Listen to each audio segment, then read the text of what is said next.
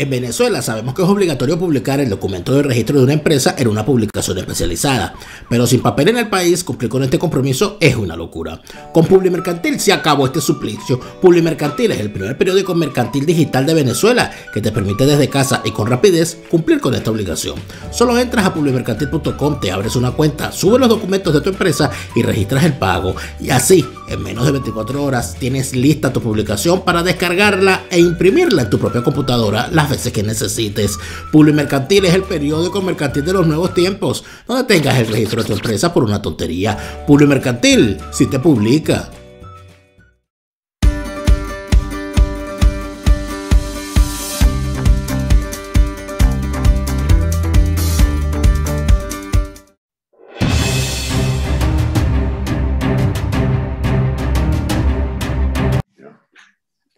Estábamos hablando, y esto es un inicio atropellado. Alberto, bienvenido. Buen inicio de semana para ti. Realmente. Muchísima gente cree que la historia es un fastidio, ¿no? Hasta que pierde la memoria. Cuando la gente pierde la memoria sobre un hecho, entonces dice, ya va, pero ese no es el mismo tipo que nos dijo la vez pasada. Esa no fue la tipa que nos dijo la vez pasada que el marido la estaban torturando. Fue ella, ¿no? Y que después salió preñada. Ah, es la misma. Esa es la de los reales. Ah, coño. Esa no fue la que le encontraron 4 cajas de billetes en la casa la otra vez. Fue ella, ¿verdad? Ah, coño. Entonces la gente empieza a unir. Ah, pero ya va. Si esta tipa le consiguieron los 4 cajas de billetes. Y entonces, ¿cómo es eso que ella vive de los $100 que le dan en el aeropuerto? Eso no tiene sentido. Mira, por cierto, me inventaron una de Sami Landaeta, no sé si la has visto. Él usa mucho el correo tradicional, correo. Sí. Ajá, y me manda una carta que le escribe a Leopoldo. Ah, ¿te escribió una carta a Leopoldo, Sami Landaeta? Sí, pero lástima que no la pero le mandó. No, una carta pública, una carta abierta. Ajá. Donde Chico le explica detenidamente su indignación ante la estafa de la cual él fue objeto y otros presos políticos, los presos de Ramo Verde, donde explican detalladamente los privilegios insolentes que disfrutaba el preso estrella. Pues. Una especie de gimnasio allí, una sala especial para que jugaran los niños cuando iban, o sea, era un preso realmente, ¿te acuerdas como aquella cárcel que le hicieron a Pérez Jiménez, donde que no estaba así, pero pues. Creo que no es tanto como la de Pérez, es más como casi como la de Pablo Escobar. que se la construyó él mismo. Bueno, resultado cuando uno concibe esta pasantía, pues es difícil el tema, te lo confieso, Dani, porque, chicos, se mamó 3 años el tipo allí, pero conociéndole, aunque sea desde lejos, lo obsesivo que es ese muchacho, pues ya, el hombrecito para buscar la presidencia, él consideró eso un costo de una pasantía un poco estrecha de movimiento, pero hay quien diga que también venía y entraba y salía, ¿entiendes? De la cárcel también. Yo pienso yo pienso que para empezar, y estamos hablando de Leopoldo López, amigas y amigos, todo esto, estamos arrancando a raíz de una pregunta que nos hace uno de nuestros suscriptores en Patreon, que nuestros suscriptores en Patreon, en Plan Full, tienen la posibilidad de vernos en vivo y hacernos sus planteamientos en el transcurso de la grabación de este programa. Nos decía el amigo Daniel Sánchez que cuando vamos a hablar del 11 de abril, que cuando Alberto va a hablar del 11 de abril, Alberto ha hablado del 11 de abril, y sobre todo ha hablado de la advertencia que le hizo en su momento a Pedro Carmona Estanga sobre el error gravísimo que significaría que él decidiera asumir la presidencia. Cosa que todo el mundo la pensaba, ¿no? Todo el mundo decía, bueno, no se le irá a ocurrir a Pedro Carmona Estanga asumir la presidencia, ¿no? Creo que eso era, si bien había un reconocimiento al papel que Fede Cámaras había dado para ese momento, y el papel que PDVSA había dado para ese momento, y el papel que la CTV había dado para ese momento, caramba, a nadie se le pasaba por la cabeza que fuese ser alguno de ellos solo, al menos, ¿no? El que se montara en esa situación. En una junta de gobierno quizá, ¿no? Uno podría decir, bueno, en una junta de gobierno, entonces está Pedro Carmona, y está Carlos Ortega, y está alguien de los petroleros, y está alguno de los militares. uno podría entenderlo porque eso es el transcurso normal que se ve en Venezuela muchísimas veces en estos asuntos, pero no es así.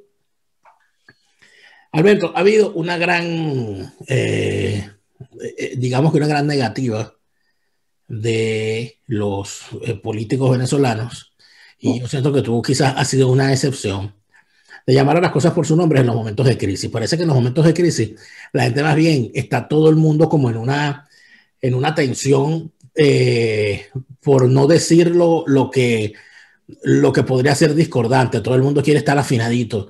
Nadie quiere decir, por ejemplo, como pasó en el 2015, cuando se hizo pública la lista de los candidatos. Yo no sé si tú te acuerdas de aquel arrebato. Cuando se hizo pública la lista de los candidatos del 2015, y la forma como arrasaron en contra de María Corina, por ejemplo, y de otros, y de el señor Gómez Sigala, aquellos atropellos que hubo.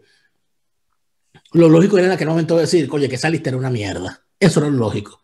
Era decir, con esos diputados que estamos poniendo allí no vamos a salir del régimen. Eso era lo lógico. Pero no, pero lo importante era la unidad, Alberto, eso no se podía mencionar. Y oye, Alberto, pero tú siempre quieres ser el discordante, el tal, siempre tú. Ajá. Ese momento se dio el 11 de abril, Alberto. El 11 de abril la cuestión estaba que, pero bueno, Alberto, ya sacamos al hombre, ya vienes tú a quejarte, a decirle a Pedro Carmona que no asuma la presidencia, pero ¿y quién la va a asumir, Alberto? Déjate tranquilo, después resolvemos. Ese ánimo se da mucho con Leopoldo López, al cual te estaba refiriendo hace rato. Sí, pero para precisar, nunca hubo un Carmona en la presidencia con alguna discusión en el propio curso. 48 horas duró eso, Dani. Lo de el Carmona fue un hecho cumplido del alto mando militar. Sí, no hubo tiempo de hacer un debate, un gran debate. Siempre en conciliábulo, pero el tema Leopoldo, a mí con algunos amigos españoles, buenos amigos, me han preguntado en estos días, oye, pero tú qué tanto le pegas a Leopoldo, ¿hasta cuándo vas a criticar a ese hombre que estuvo preso, no? Oye, que le ha pasado muy mal, que su familia le ha pasado muy mal, que sus pobres niños y su pobre familia la han pasado mal, la han pasado requete mal. Y entonces uno dice, caramba, qué buena, ¿no? Qué buena fue la campaña, Alberto, la campaña de marketing fue muy buena. Sin embargo, siempre vamos a lo mismo. Hay que dejarlos que caminen. Ya cuando tú los dejas que caminen, el tipo sale de gira y después de aquella exitosa gira aparece aquel video de la mujer diciendo lo de los $100 y todo aquello, y se convierte eso en una cuestión viral, y entonces todo el mundo empieza a preguntarse si esto que esta mujer está diciendo ahorita es mentira, aunque lo haya dicho hace 6 años. Si era mentira las famosas torturas a las cuales estaba sometido, ¿qué tanto hay de verdad en Leopoldo López? Si hay tantas mentiras consecutivas. ¿No? Entonces, Leopoldo López anda por el mundo, Alberto, promoviendo simple y llanamente que haya un proceso de cambio en Venezuela encabezado por él, porque eso es lo que él está planteando. Que no lo diga es otra cosa. Como lo está planteando también Rafael Ramírez. Rafael Ramírez está planteando que el problema del chavismo se soluciona con un chavista de los de Chávez, y que ese chavista de los de Chávez es él. Sí, es igual, están haciendo exactamente lo mismo. ¿Cuál es tu candidato entre ellos dos? Mira, Dani, te va a sorprender lo que yo diga. Ojalá alguno de ellos de verdad se le dé el plan, ese famoso que tiene, porque eso significaría que se acaba este largo capítulo del proceso de barbarie que vive Venezuela bajo la tutela, bajo la égida del señor Maduro y su combo allí de ampones militares. A mí me llama la semana pasada un tipo bastante informado, me dice, mira, te tengo 2 noticias, una mala y una buena, bueno, suéltala. Entonces me dice, la buena es que están preparando en Estados Unidos de nuevo el escenario para una eventual, digamos, agite militar en Venezuela. Bueno, pero me lo dice de esa forma, ¿no? Ajá, ¿y cuál es la mala? Le digo yo, porque para mí no es mala noticia que se caigan a tiro en esa vaina. Y entonces me dice, bueno, la mala es que Leopoldo López sería entonces el encargado por la administración Biden de tutelar pues ese gobierno. Chico, pues eso no es mala noticia, le digo. Ojalá sea cierta. Y te voy a ser sincero, es Leopoldo, perfecto, tiene solo dos chances, hacerlo mal o hacerlo bien. Lo más probable es que lo haga mal, muy mal, en un país que no va a entender, porque ese país tú no lo puedes manosear con unos intereses de tutelaje allí, de una mafia cogobernante con el madurismo según su plan. Y se va a ir muy directo al cipote, en un supuesto gobierno de López. La otra es que lo haga bien, que haya una ruptura efectiva. ¿Y cuál es el problema? Lo felicitamos y lo llamo en hombro. Mira, porque la política, Dani, parece mentira. La gente cree que es un problema de envidias más, envidias menos. Y de lo que se trata es de calibrar si realmente hay alguien que tenga la posibilidad real de sustituir esta torta de gobierno Maduro. Si hay alguien, bueno, te voy a exagerar. Si el señor Ramírez se le da una salida, digamos, que implique la expulsión de Maduro del poder y él agarra la presidencia, tendríamos entonces una renovación del chavismo. Bueno, hemos llegado a tal nivel de degredo de las instituciones. Adelante, señor Ramírez, haga usted entonces el favor de desalojar a esta casta de ladrones y que suba la nueva casta de ladrones. Tendremos ya por lo menos un enemigo menos, que es estos ladronzuelos de Maduro y de Diosdado, etcétera, que habrían fracasado según usted. Pero yo dejé de plantearme el tema de que tiene que ser un Salvador o un nuevo equipo, que no, ya va. El que sea, carajo, que saquen esta mosca de gobierno, es bueno.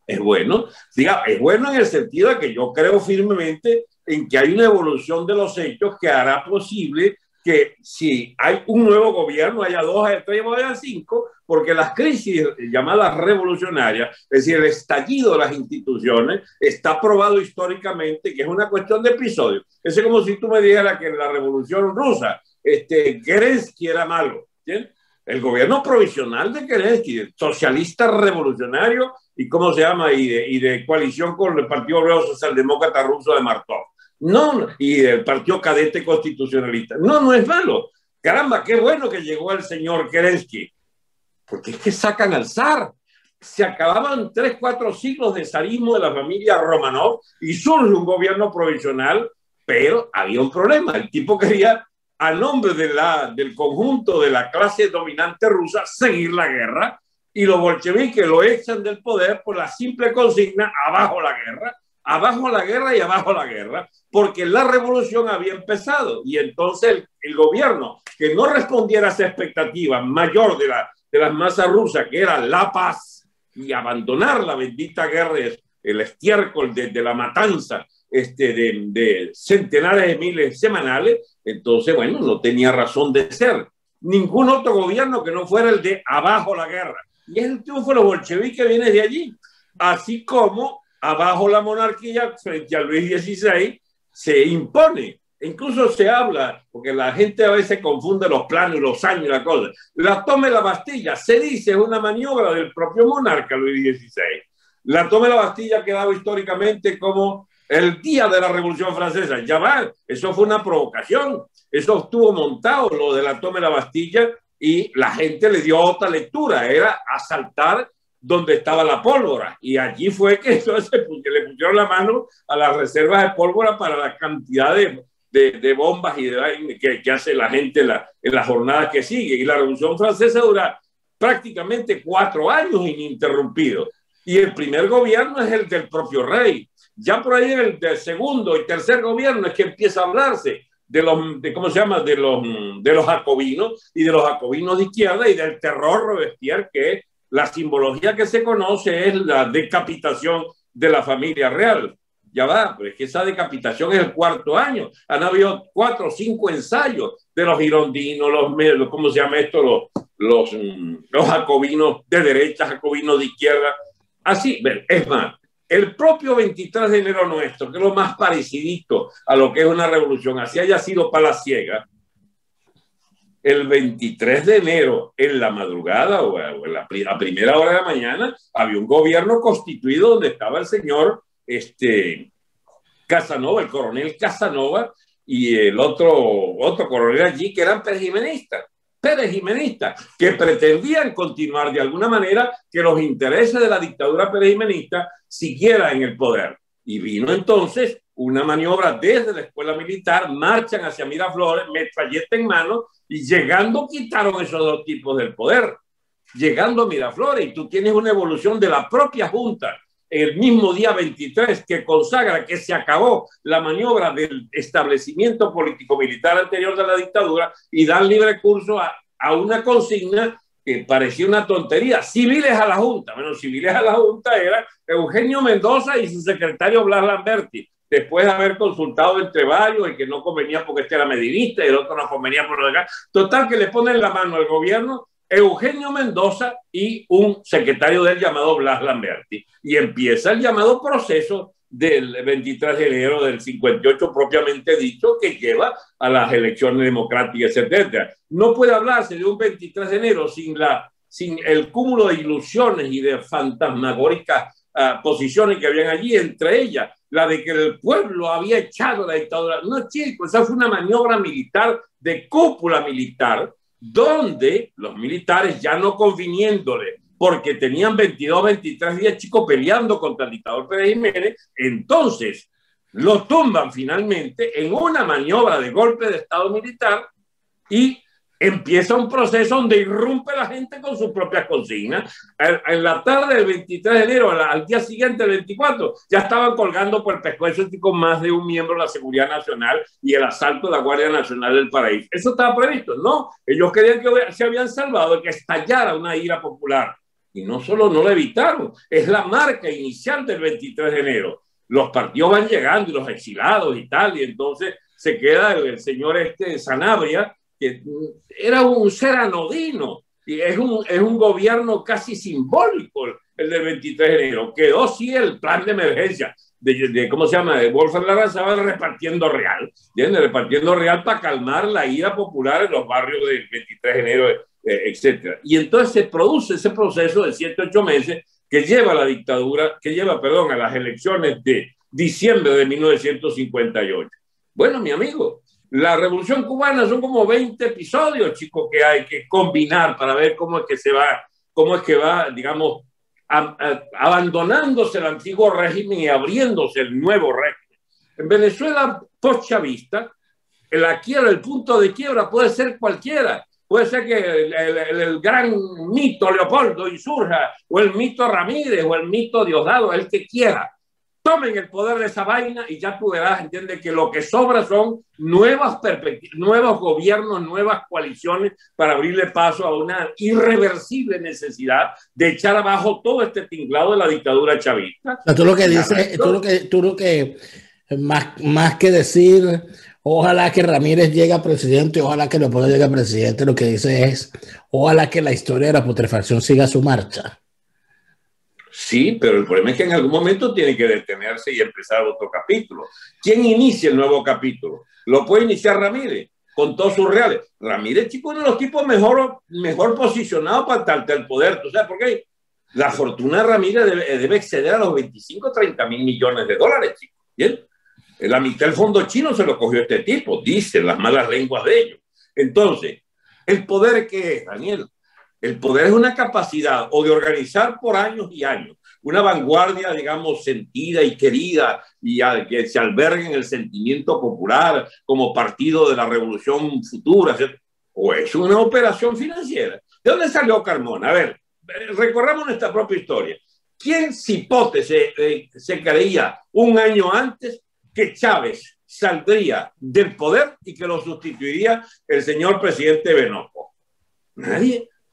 Ese era el plan de Pérez Recao, ese era el plan de la cúpula mediática de Caracas, ese era el plan de algunos generales gallinas que querían de todo menos que ellos, digamos, fuesen identificados como los que habían irrumpido en el palacio. Hey, el propio presidente, ¿cómo se llama este tipo, chico? Que lo nombramos en estos días, el gringo, Dios mío, el embajador gringo que estaba allí, Shapiro. Shapiro. Exacto. El mismo Shapiro no tenía idea de eso 15 días antes. Cuando fuimos a visitarlo a la embajada y fuimos a sapear a Carmona. Esa parte quedó clara la última vez. Yo no sé si quedó clara. Fuimos a sapearlo, chicos. A decir, mira, Carmona está organizando un golpe con Primera Justicia. Y se sabía incluso que hasta el Martínez Nucete, ¿cómo se llama? Leopoldito Martínez Nucete era parte de el ala civil de los conspiradores. Y ¿cómo se llama? El embajador no vio unas caras así como diciendo, ustedes lo que están es loco. No, aquí no pasa nada, no, aquí yo hablé con Chávez la semana pasada, se le blanquearon los ojos diciendo que Chávez era un tipo extraordinario, un hombre muy, muy astuto, muy no sé qué cosa y tal. Él mismo no sabía. Y aquella leyenda chavista, entonces, el imperio americano, no es así, no fue así, señor. Había una conspiración de los grandes dueños de medios, y por eso tuve a Alberto Federico Rabel, y al tal Miguel Otero Castillo allá en Miraflores, y al otro, y el gran factotum que armaba esa vaina era el propio Sindero. No había una dirección política que no fuera la de los grandes medios coludidos ¿cómo se llama?, con Carmona. Y los partidos políticos, yo andaba coleado, metido ahí con la fila de los adecos y con el Gordo Marín. ¿Cómo que se llama este hombre que propusimos nosotros, un expresidente Fede Cámara? Tú te acuerdas siempre el nombre, yo hermano. Adán Celis. ¿Cómo? Adán Celis. Adán Celis. Chico, que lo acordamos en la casa del cardenal Castillo Lara. El cardenal Castillo Lara, yo fui a Guiripa 5 o 6 veces con el Gordo Marín y mi amigo José Antonio Cova, que en paz descanse. Pues bien, ahí armamos gobierno con Adán Celis, chicos. Y nos encontramos que nos madrugaron. A ver, la historia de Venezuela hubiera sido distinta, pero el perraje mediático, no voy a decir mediático por desacreditar los medios, no, los que controlaban la opinión pública y que habían hecho lo imposible para ese torrente humano gigantesco de las movilizaciones, que venían desde la huelga general del 6 de diciembre, que siguieron con un 23 de enero multitudinario, que siguió en el mes de abril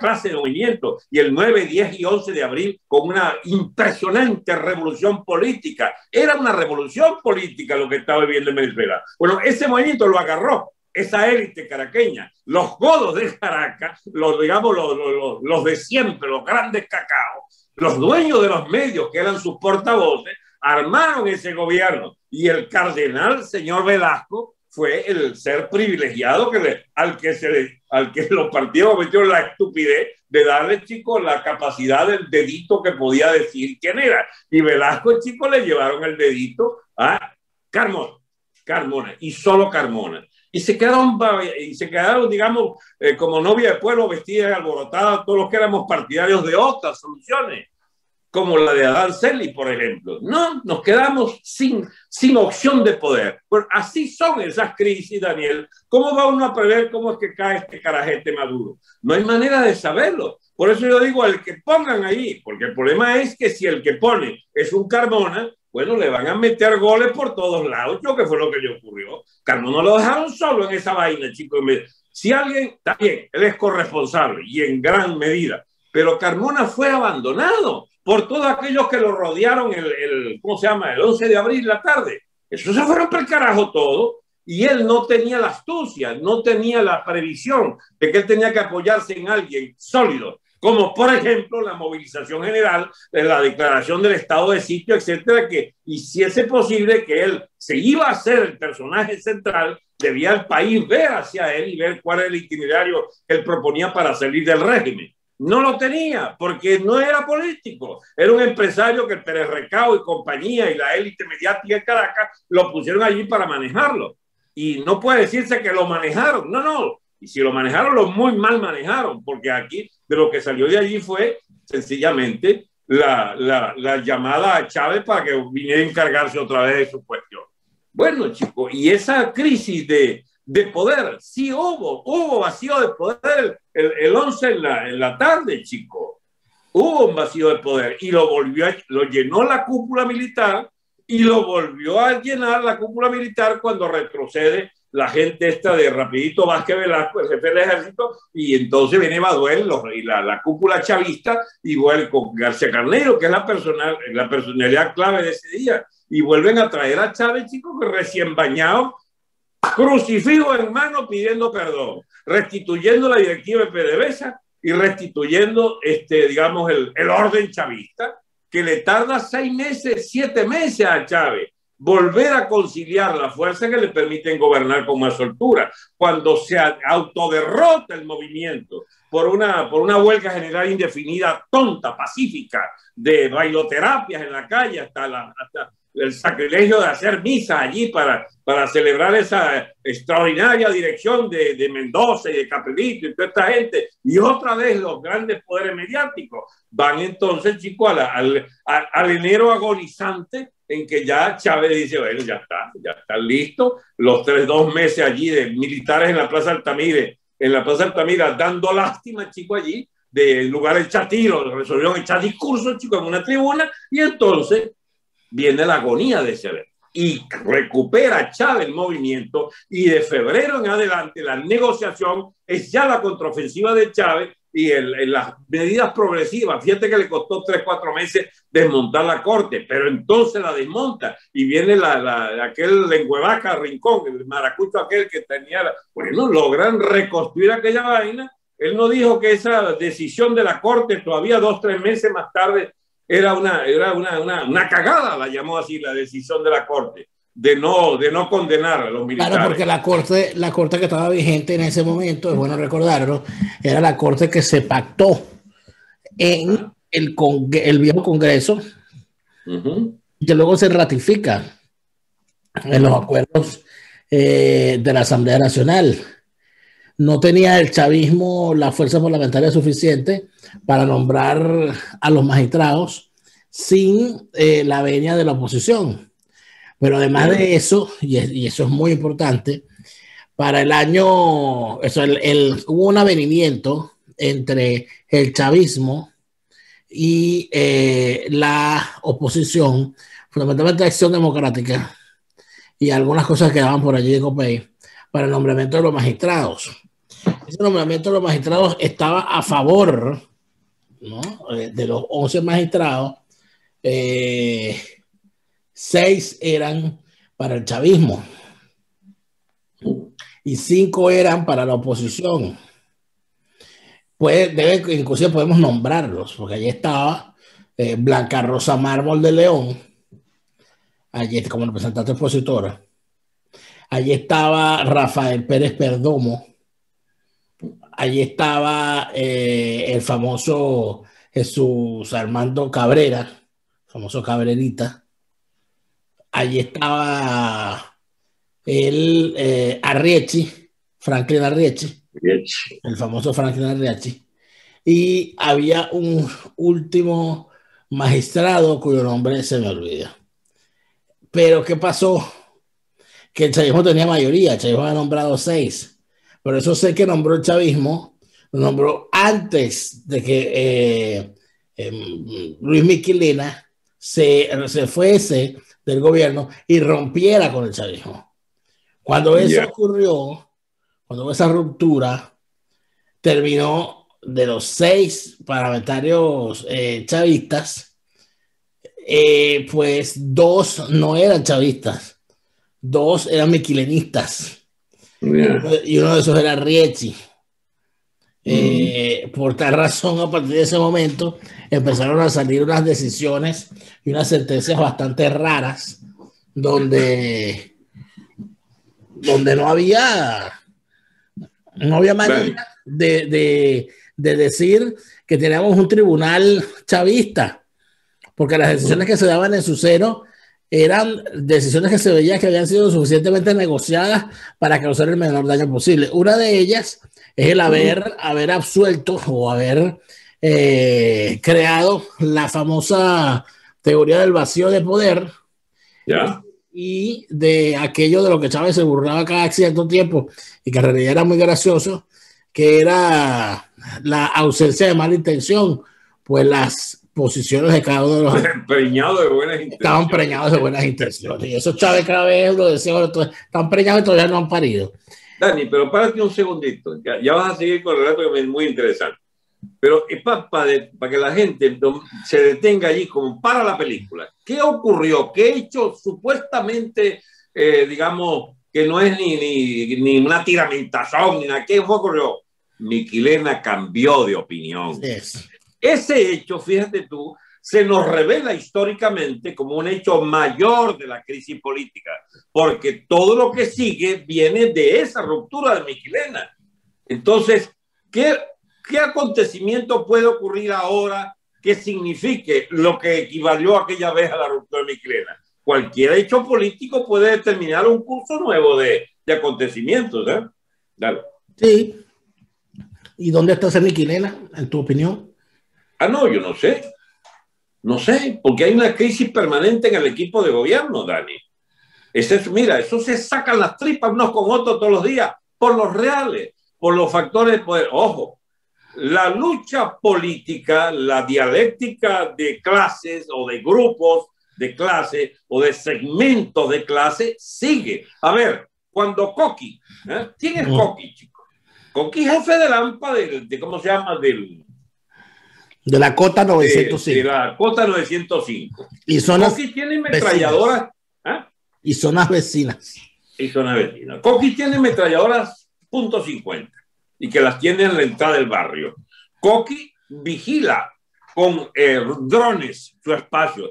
Ha derrotado 2 o 3 veces a la policía de Caracas, que se retiran. Porque algo así como ahí el encontronazo, Coqui gana o está ganando y entonces el gobierno se chorrea y se va. Bueno, ya va. Ese es un poder real, el señor Coqui. Mr. Coqui controla un espacio territorial que sustituye al Estado chavista. Momento. En esa zona de Caracas. Momento, que es peor. Si vemos lo siguiente, es el Coqui en la Cota 905, más el Wilexi, José Félix. Más Wilexi en Petare, así es. Más el tren de Aragua. Más el fulano de tal en los valles del Tuy, más el mengano de tal. Estados. Pero la gente no percibe, Dani, que esos son mini estados. Tienen fuerzas armadas, su AMPA armada, pues, controlan económicamente las redes de distribución, pagan vacunas, el que tenga un negocio ahí tiene que pagar vacunas, y lo más importante, imparten justicia, comillas justicia, mandan a matar o le salvan el pellejo. Es decir, eso van a terminar, chicos, celebrando matrimonios, ¿bien? En esa zona que controlan. Bueno, esos son mini estados. Esa putrefacción de las instituciones del Estado y el surgimiento de republiquetas, de hecho, en toda Venezuela. Escúchame, lo del AMPA del arco minero. Eso...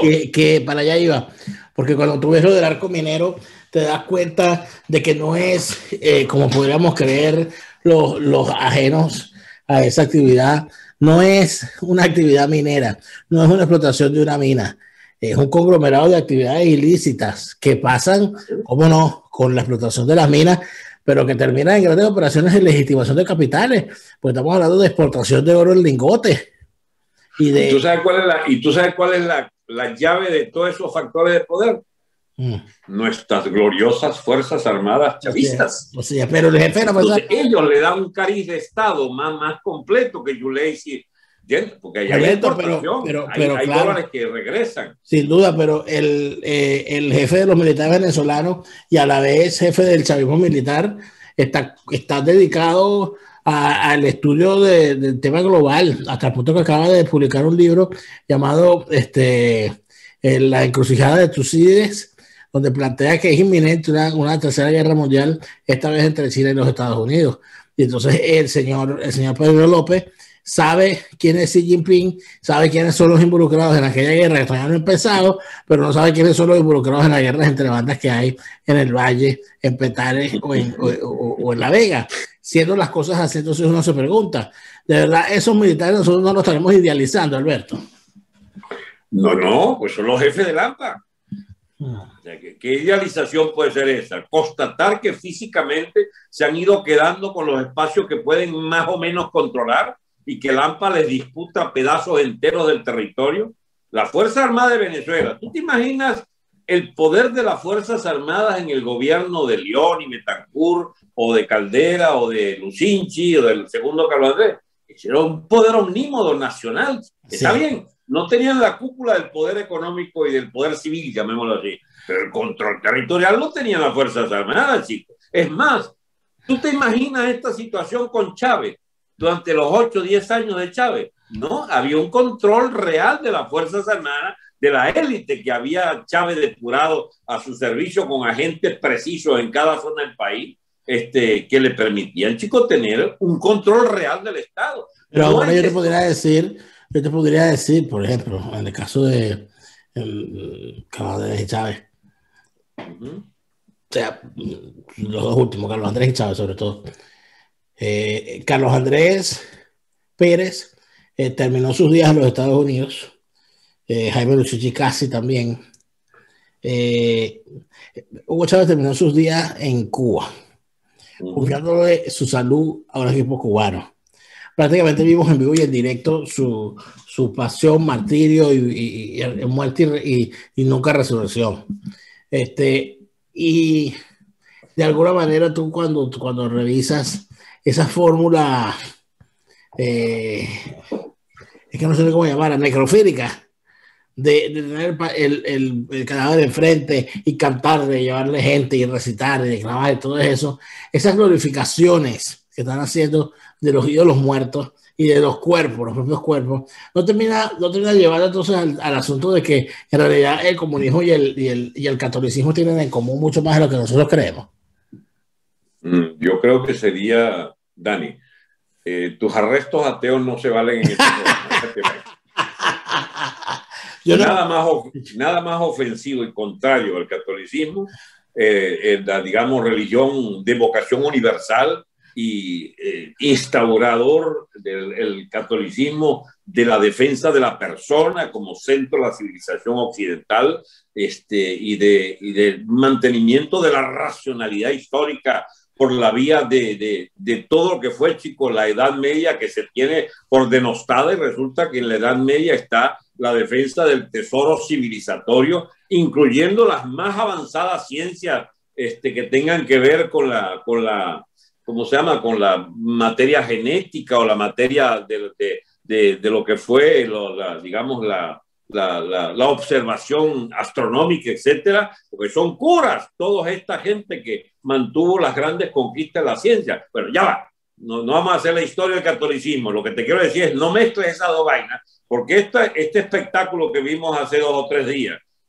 frente a la payasería esa que montaron en el ¿cómo se llama esa vaina? El Museo Militar, pues, ¿cómo que llaman ellos esa vaina? El cuartel de la montaña. El cuartel de la montaña. Eso es una estafa de hechiceros, chico, de baja estofa, chico. Esa vaina no tiene nada que ver con religión. Eso es una práctica más cercana al vudú. Es más, era algún bicho de esto, de la hechicería vudú, el que le echaba escupidas de aguardiente y saumerios y tal, chico, dándole la vuelta a aquella vaina, ¿entiendes? Donde dicen que está Chávez. Chávez, chico, está en el solar de la abuela, ya enterrado y bien vigilado porque no lo saquen. Ahora tú finalmente, Alberto, sientes que es inminente para Venezuela una solución como la que tú estás viendo ahorita, de una persona que se convierta en quien quizás pueda resolver los problemas a determinada fracción, y esa persona puede ser un Leopoldo López, un Rafael Ramírez. ¿Tú crees que estamos encaminados ya para allá o que es un escenario probable? Pero no me pongas en eso porque me vas a poner a determinar quién tiene los mejores atributos para tal ruptura. Yo lo que te digo es que es lógico que en esa lucha sin cuartel, esa lucha implacable entre fracciones criminales, y la MUD es una fracción de la clase criminal esta, porque es la cómplice fundamental de estos 21 años, esos carajetes que dirigen la oposición y los aún más carajetes del gobierno pueden estarse produciendo en los conflictos intestinos y en los conflictos entre ellos, pueden estar produciendo un punto de quiebre. Nadie sabe. Los hubo ya en el pasado y los desaprovecharon o hicieron malos cálculos y terminaron enredándose y reponiendo. Por ejemplo, esta irrupción de ¿cómo se llama? Rodríguez. Rodríguez, chico, tiene la sartén por el mango en este momento. Pero bueno, así pareciera. Así pareciera. Así no los vende. A Diosdado no le gusta. Parece que Diosdado perdió poder con este tipo. No me interesa para nada esa sociología barata de los factores de poder y de cómo se mueven las dinámicas. Esa especuladera la tendrán otros. A mí lo que me interesa es que se caigan a tiro. Cualquiera sean los personajes, digamos, que sean preeminentes en el proceso. Una vez que se caigan a tiro, amigos, se armó la que nos interesa, la crisis del Estado chavista, y vienen, no crean ustedes, la solución pacífica y armónica. No vienen las elecciones que eligen a Caprilito o a Leopoldito. No, vienen los tiros entre ellos. Ese país podrido hasta la médula, ese territorio hecho jirones de las mafias, de los pranes, de las mafias militares, de los que cobran peajes para sus respectivos territorios, y las compañías extranjeras y los bancos. ¿Qué papel va a jugar, por ejemplo, Escotec en todo esto? Dueño de las bóvedas del banco más importante del país. ¿Qué papel cumplen los que tienen los mayores depósitos de dólares? El depósito de dólares ¿cómo se llama? De Diosdado. ¿No es acaso más importante que el de Ramírez? Porque eso es lo que juega a favor de Ramírez. Es el gran atesorador de billetes desde el extranjero. Pues no te olvides que toda la plata de PDVSA decidida por Chávez pasaba por las manos de Ramírez, y él repartía de tal manera que las 3 mosquitas muertas esas que estaban ahí, las hijas de Chávez, resulta que una de las dos, creo que la más jovencita, es una de las mayores potentadas de Venezuela. Bueno, esa tiene tanto más poder de decisión que cualquiera de los grandes jerarcas, no solo por el apellido. Yo creo que la que menos tiene es la que tenía en París, la Marisabel, la hija de Marisabel, que estaba allí, de gran chicharrón digamos, en ese culto satánico, hechicero allí, de la celebración esta de la supuesta muerte, porque Chávez se murió el 28 de diciembre y no el 5 de marzo. Esas 3 hijas, mira, no veo a Luguito, que nunca sale, no sé si se lo terminó de tragar la droga, pero la familia de Chávez, Adán, ¿dónde estaba allí? Yo no vi a Adán en esa. ¿Se murió Adán, por cierto? Yo no sé, no creo. No. Bueno, pero familia al menos no físicamente. Bueno, exacto. Entonces, mira, Daniel, la capacidad de ellos es la capacidad de chantaje, de que en nombre de su padre, o en nombre de su hermano, no pueden inventar cualquier vaina que los excluya a ellos. Claro. Y esas son las garantías del clan de los Castro, es precisamente tener esos rehenes dentro del propio gobierno. Pero hay un plan ¿cómo se llama?, de Rodríguez. Hay emisarios a Washington de Rodríguez, del famoso poder detrás del trono, supuestamente. La pérdida de José Vicente, que era su gran protector, el de los Rodríguez, ya no está. Pero anda tú a saber cuáles son las combinaciones. Pues es casi ocioso ponerse a pensar en cuál es el factor dominante. Lo importante es que siempre se recrea. De ahí el papel importante es Zapatero. Zapatero es el que le lleva el cuento. Mira, en Europa la cosa está complicada. Ustedes tendrían que hacer tal cosa. Tienen que volver a abrir, ¿cómo se llama?, Noruega. Tienen que volver a República Dominicana, a Barbados, qué sé yo. Las ofertas de esta negociación.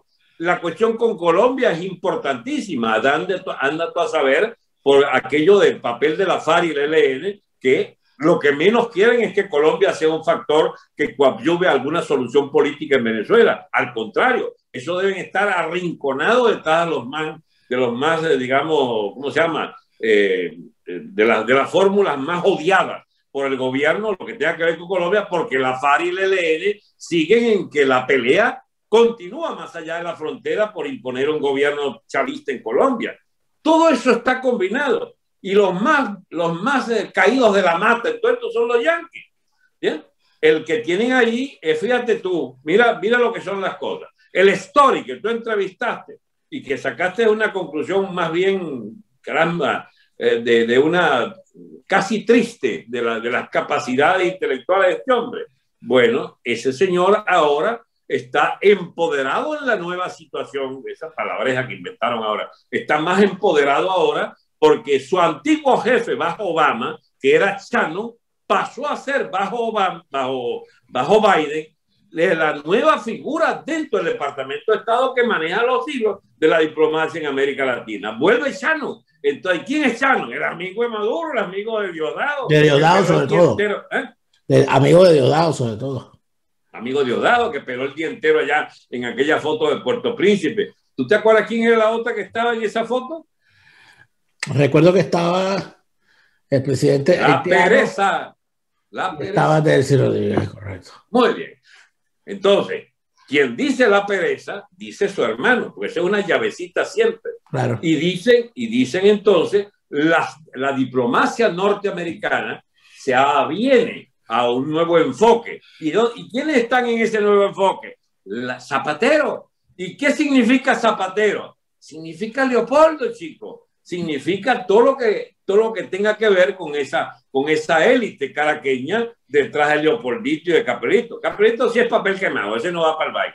Pero ni Ramos Ayub, donde tampoco es verdad, porque el PSOE español no está en manos de Felipe, ni la socialdemocracia tradicional, está en manos de este pequeño ampón del Sánchez y sobre todo el de Podemos. O sea, el factor chavista pesa más que el factor de la socialdemocracia tradicional. Todo esto para explicarle, mire mis amigos, en este sancocho hay muchas verduras, es un sancocho indigesto, pero lo que prevalecerá a la hora de alinear intereses, ¿no creen ustedes que está muy distante? Las opiniones de Leopoldito de las de Rodríguez, de Zapatero como el factor que une a los tres, y de Maduro, que es el que pone y quita constitucionalmente y que dejará ser consciente como está 9 años después que él tiene Miraflores por cárcel o las instalaciones militares de vida, porque es incapaz de pasarse. Yo ayer en un programa que tiene los desafiaba, ¿por qué no sale ninguno a la calle? ¿Por qué Maduro no se da un paseíto por alguna calle de Caracas? Lo matan, chico, a pedrada, chico. No sobreviviría a la opinión pública. Ahora, esto está en un tembladeral que cualquiera de esto agarra por cualquier lado, Daniel. Y se va de lado. A pronosticar sobre eso es casi ocioso. Claro. Pero creo que el panorama nos queda claro, Alberto. El panorama está perfecto. Que va a estar claro, tuviera claro, dijéramos, hacer tal vaina, proponemos tal cosa. Estamos en un análisis exploratorio. Todo lo que hemos dicho hasta ahora es que, en efecto, todos los rumores que se indican sobre la procesión que va por dentro del chavismo son ciertos. Porque si no, no estuviesen sonando nombres para gobernaciones, nombres para alcaldías, nombres para ministerios, nombres para esto, nombres para lo otro, si no existiese la imperiosa necesidad. Yo creo que hay que esperar que las cosas avancen, porque al momento de que avanzan terminamos viendo lo que de verdad ocurría. Muchas gracias, Alberto. Gracias a ti.